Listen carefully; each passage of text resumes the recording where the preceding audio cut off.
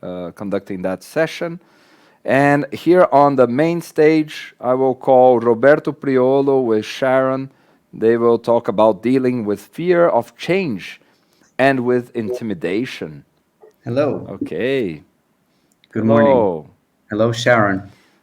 Hi, how are you? I am good. It's great to see you. So, welcome, Sharon. Welcome, everyone, to this session. Sharon is a good friend of mine, now based in Portugal, but she spent all her life in Africa. I was lucky enough to meet Sharon and in person and visit her when she was working in Botswana at the Ngami Toyota Halfway dealership. And the transformation there is absolutely incredible. One of the most amazing that I've witnessed. We've written extensively about it on Planet Lean. So if you go there, you can even see a documentary about it. It is really quite impressive. And her transformation there, the transformation of the company, is also in this amazing book that we published last year, Lean Houses for Dragons.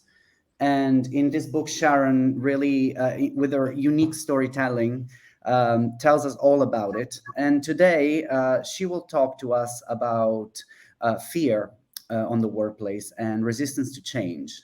So, Sharon, the stage is yours. Thank you.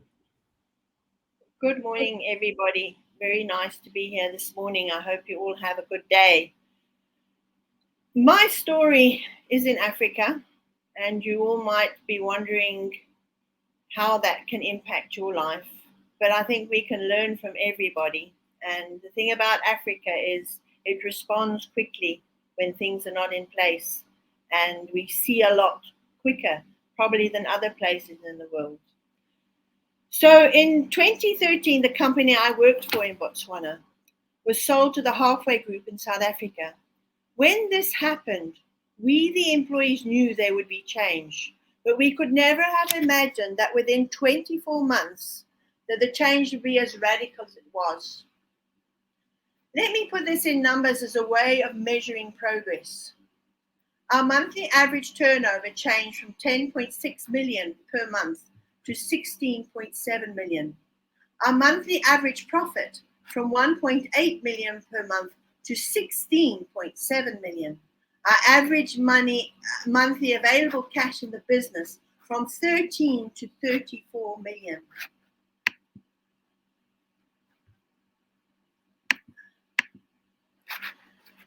All this happened in a remote Toyota dealership in the north of Botswana, in a challenging environment plagued with a lack of skills, variation, constant power failures, water shortages, distance from suppliers, and challenging road conditions. For me as the leader, the greatest change I experienced was when I started to work with engaged employees as their confidence grew and their self-worth started to improve.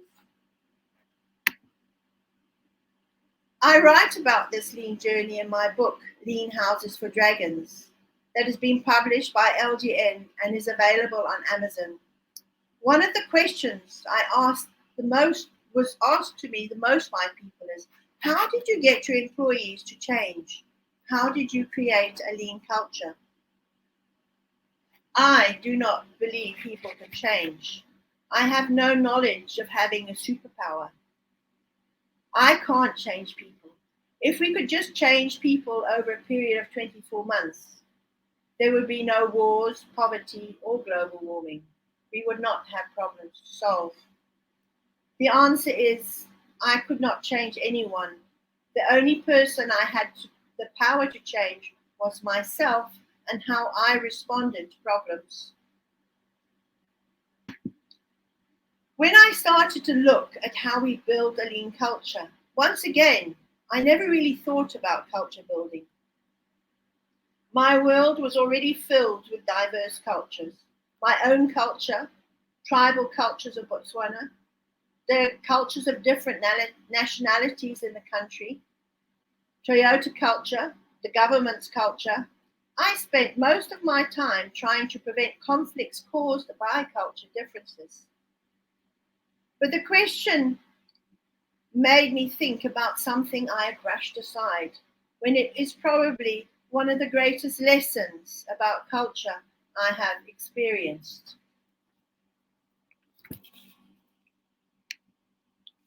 Let me set the scene for you. This is the dealership. It was the Monday after the shareholders' visit to inform the staff of the purchase of the company, telling them that I would continue to be the dealer principal and that the old shareholders of 20 years present will no longer be in the business. It was a shock for them, and they had to spend the weekend thinking about it. As I was driving to work, I saw most of the staff standing outside on a Monday morning.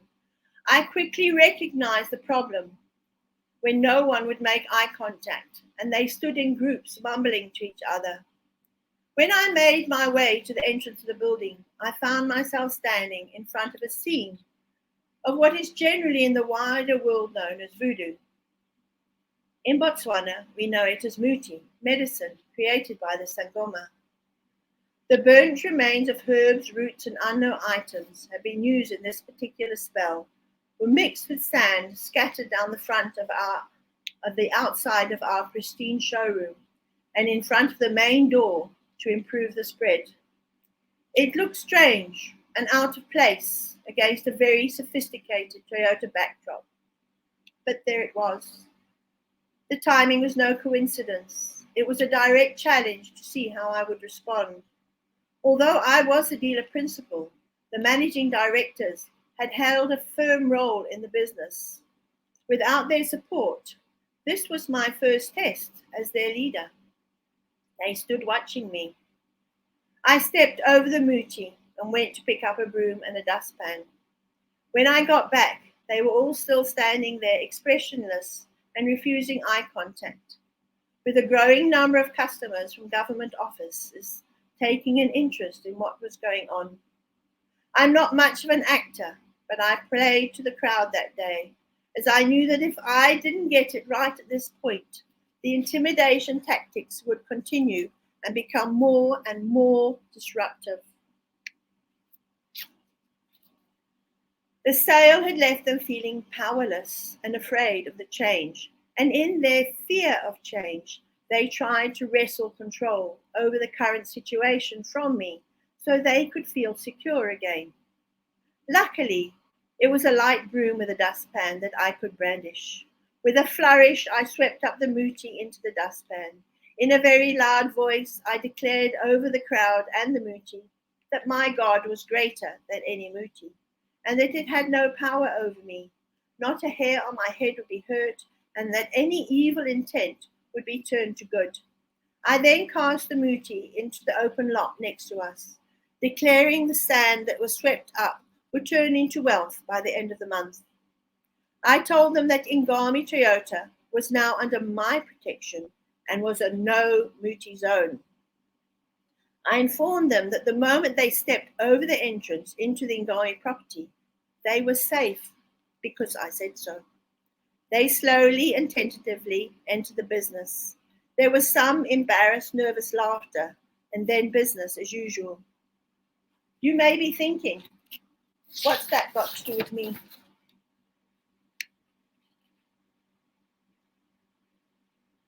Things like that don't happen in the Western world. I agree, but it's not something they teach you in business school. But most business cultures have elements of intimidation. My experience was just more obvious, easier to see, not disguised under a mask of business sophistication built over decades. When there is a start of true change, it makes people uncomfortable. The way they think and have done things are challenged. This can prod old wounds and ignite fear for the future. When we start with a lean formation, fear becomes unavoidable. Lean's revealing nature starts to work as we sift and sort and start to see the current situation in all its ugliness. It is an uncomfortable revealing. There is a great deal that one can do to confront the fear of change. I could have responded in many ways to the Muti challenge. My response was instinctual and had nothing to do with lean training I'd received. It came from a knowledge of the damage fear of Muti can do, and an instinct nurtured by my parents to stand in the way of intimidation to protect those who cannot. The message of Muti was not only for me, but it was a warning to those who cooperated with me. It was a warning to keep the status quo. Not because they were bad people, but because they were afraid of change and how change would impact their personal growth and their ability to care for their families. All I could do was show that I was not afraid in a way they could appreciate. I could show them that intimidation was not something I would allow or condone. I could offer the protection of the line I had drawn, the no Muti zone. I won the first battle, but there was many more battles to come. And the only way to fight fear is to acknowledge its presence, ask questions, empathize with those who felt fear, and build knowledge. Acknowledge to them that I also fear change, but this was the only direction we could go forward, and the best way was to go forward together. With every change, to ask, what are you concerned about? How can I help you to overcome these concerns? In other words, what are you afraid of? How can I help you not to be afraid? With every experiment, we had to prepare them by saying, let's try an experiment and see how it goes. Tell us what you think we can do better afterwards. If it doesn't work, we will adjust it together. We worked hard on creating an environment that lean and change could survive in, and always went in with a soft approach first. But wherever we found intimidation, I responded firmly with consequence. People were given the opportunity and support to change, but not allowed to disrupt our path forward to becoming a lean company.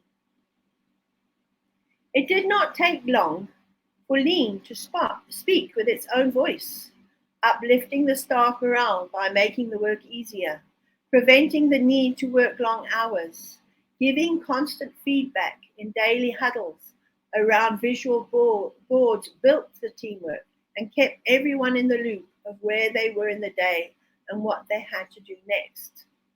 With time, lean became a way of life at Ingami, a work style, just the way we got things done.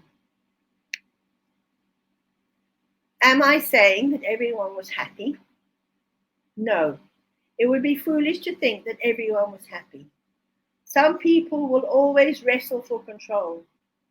They were still there, but I think that while they were in the business, their ability to intimidate had been somewhat damaged by the no Muti line around the business. Genuine engagement, and hopefully a sprinkling of happiness. I don't see the fifth dimension of the lean house as about culture. It's more about building required behaviors needed to create a positive and curious lifestyle at work. To help you, I've listed 7 predominant fears that were raised during the time of the transformation and how we coped with it. There were more fears, some greater, some lessons. But what I've done is I've just taken the 7 predominant. The first one was fear of being made to look foolish in front of the customer and other staff members while trying to do new things. To counter this, we did a lot of planning of any changing with the people doing the work. We used toys to explain the work, the movement, the conversations to be had with the customer. They could now see from above how it looked, who was where, their role in the work to be done, exactly when and how to interact with each other.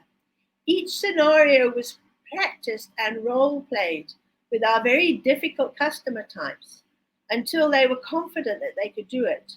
After this, they generally went out and did it flawlessly. We always try to make this fun, something to look forward to. Fear of being unable to understand and do what was expected. Once again, we created detailed standard work with the people doing the work.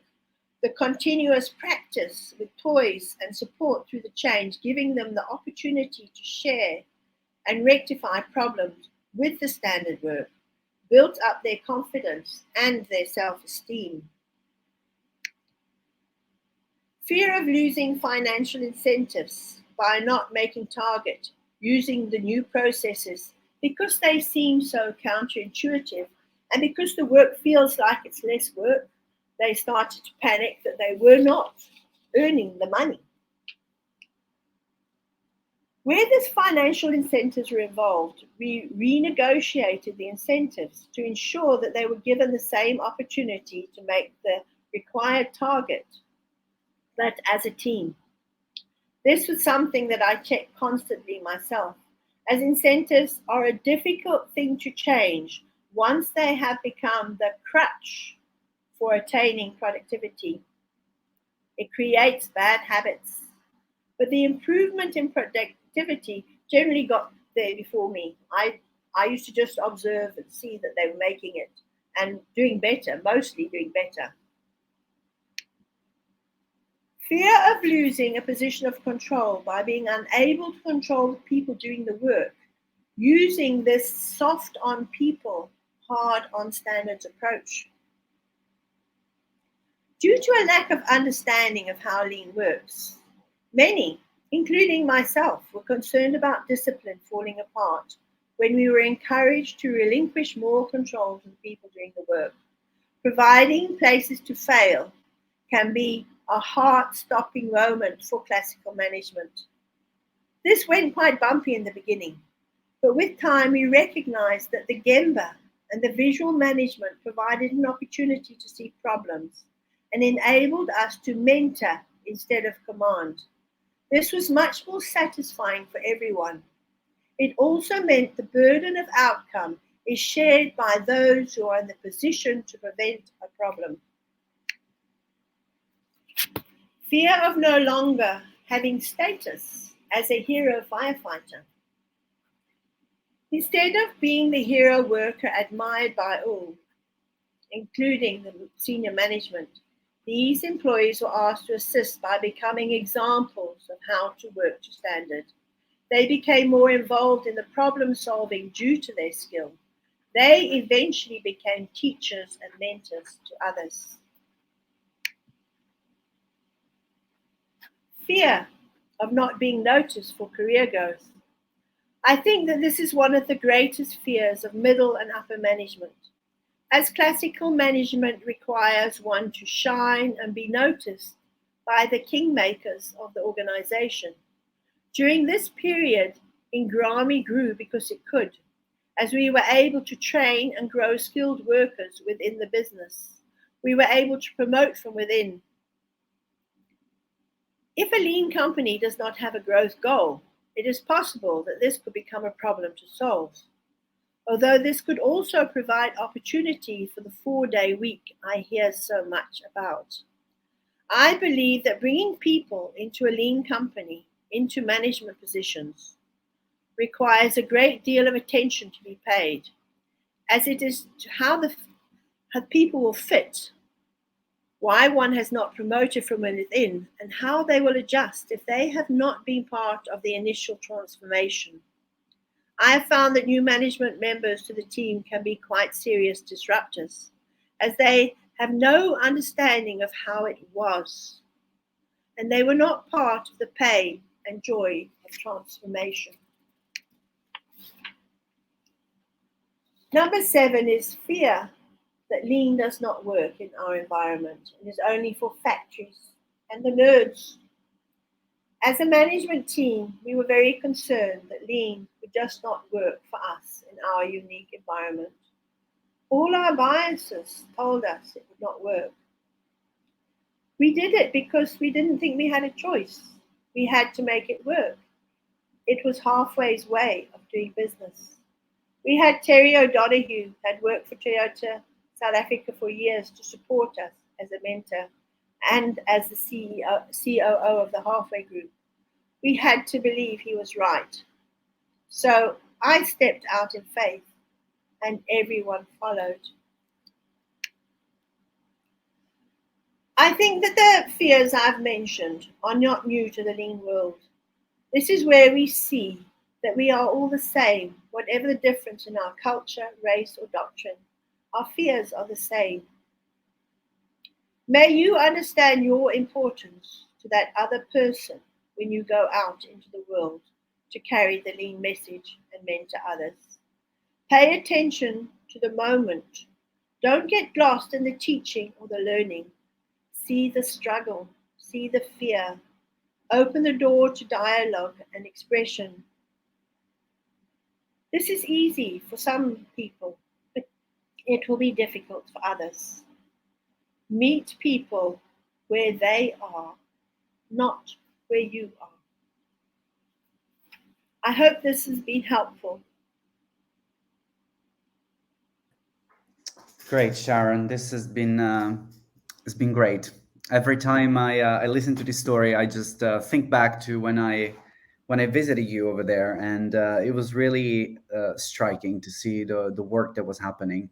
One thing I wanted to ask you is, and of course, I would like to encourage everyone who's watching, if they have any questions, just put them in the comments, and we'll ask Sharon. In the meantime, I would like to ask you, so in Ngami, it's like a small organization, and so I'm assuming that, remember that you said that when lean was first introduced, to combat that fear that people had, you talked individually to each and every one of the people. You invited them to your office and you listened to their fears. And I remember you saying that they were often very small fears. I would like you to maybe reflect a little bit on that experience as a leader, and also connected to that, like, do you think, this might be harder for leaders in a larger organization? So do you have any suggestion perhaps to people who work in a bigger context? How might they, I don't want to say recreate, but facilitate that sort of thinking and help people out like that? This, like I said, a lot of things were just small fears about the learning, failing, all those kind of things were addressed, and we explained that we're going to go over and over again until they were comfortable. That was probably the main fear. That's why I listed the fears, because a lot of them actually are small things. Some of them, yes, like money and growth in the business are bigger fears, but most of the time it was just the small things. What if I can't do it? That's right. Was probably the big issue we had. Yes, how do we translate this into a big company? Well, while we're talking about seas and we're talking about ships, we need to focus on maybe thinking of ourselves as being the rudder of the ship, as the leadership. And we have to move the ship together and set its direction and stick with it and make people aware that this is where we're going. There is no cop-outs for some, and others can come on the ship and others don't have to worry about looking after the ship. There has to be a solid effort. But I would like people to think of themselves more as the lighthouse, as the leadership. You're there, you have to be constant. You can't waver in your responses. So if you've got a big company, you have to build your lighthouses everywhere in your organization. Those lighthouse people that are constant and are prepared to stand and not waver and shine the light and show the rocks and support people through this. I would say being that lighthouse rather than the ship, being the lighthouse, because then you're letting them run the ship, steer the ship, but you are the one that's guiding them away from the rocks. So when they're sailing, they feel the confidence that they can sail. So that's my little Very good. Very good. story thought. I'm also curious to ask you something else. I remember in the book you talked about how, on a couple of occasions, I think, you traveled to South Africa because, of course, the halfway group is both in South Africa and Botswana, and you notice so many differences. In these visits to other dealerships that were much bigger and like shiny. And I wonder, talking about Yokotan and like learning from others. What was your experience? Because typically it's very useful to visit other gembas and see how other people are doing it. What was that like? Yes, well, it's always good, and I was always very lucky that Terry was there, and he explained many things. We saw the things that we were similar, and then we saw our differences. I saw the differences a lot more. We saw people sticking very rigidly to the visuals. I found that maybe with a more sophisticated audience, the visuals in the Bayer room was helpful. Whereas for me, I had to address probably people that first of all we had a language barrier and a reading barrier. So I tried to make the visuals be their visuals, something they could understand. Like the little cars on the shelf.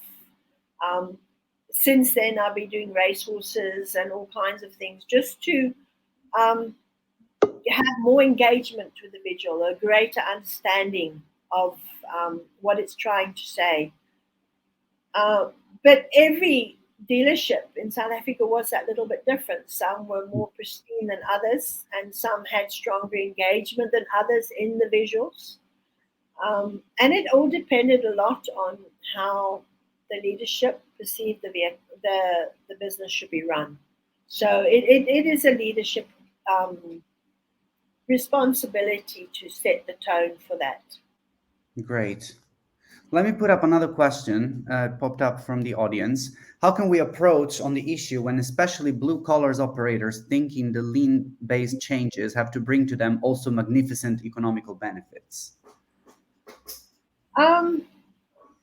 Well, hopefully by the time they figured out that we had great benefits, but obviously it tapered on afterwards, and things happen in economies, then economies go up and down. So it's one of those cases of it will always dip and dive, as any graph generally does.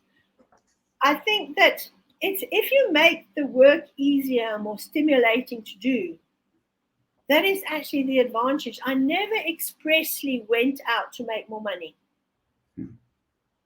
That was never part. I focused on how do I make the work easier to do, less effort, giving them less overtime so they could spend time with their families and do the things that they have to do. That's really where my focus was how do we make the work easier for people was my first thought, and how do we make it visual? How do we improve the communication to prevent mistakes? That's great. Thank you so much, Sharon. It's always a pleasure to listen to you. I would like to say one more time, if you haven't read it yet, this book is really something. I'm very proud of this book. It's our child together, isn't it? Yes, that's right. So I encourage everyone to read Lean Houses for Dragons. You can see more information about it in the expo booth in the reception area. Thank you so much, Sharon, for being with us today. A pleasure. Thank you, Roberto. Thank you for all you've done for me over the years. It's my pleasure. Thank you so much. Take care. Bye. Goodbye. All right, Chris. So, Roberto,